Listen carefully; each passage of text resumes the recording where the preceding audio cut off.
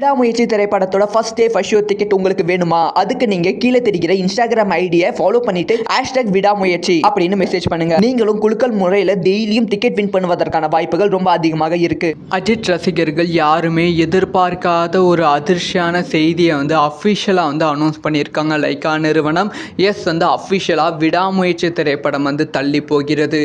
So Ajith அவர்களோட கனவு, அஜித் ரசிகர்களோட கனவு வீணாகிப்பட்டது.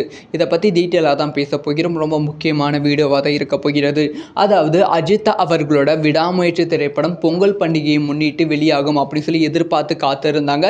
பொங்கல் பண்டிகைக்கு தான் ரிலீஸ் ஆகும் அப்படிங்கிற அஃபிஷியலான அனௌன்ஸ் மட்டும் டைட்டில் டீசரோட அனௌன்ஸ் பண்ணியிருந்தாங்க.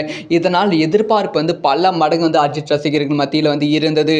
ஆனால் திடீர்னு இன்னைக்கு நைட்டு கரெக்டாக 10:40க்கு அஃபிஷியலாக அனௌன்ஸ் பண்ணியிருக்காங்க.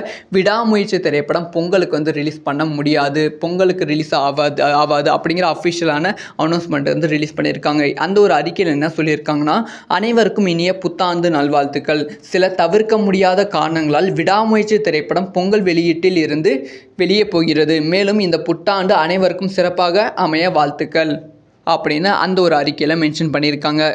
இதனால் இன்றைக்கி நைட்டு ட்ரைலர் வரும் அப்படின்னு சொல்லி எதிர்பார்த்து காத்திருந்த ரசிகர்கள் எல்லாத்துக்குமே மிகப்பெரிய ஏமாற்றமாக அமைந்திருக்கு. இந்த ஒரு விஷயத்தை பற்றி உங்களோட ஒப்பீனியன் என்ன அப்படிங்கிற விஷயத்த மறக்காமல் கமெண்ட்டில் லீவ் பண்ணுங்கள்.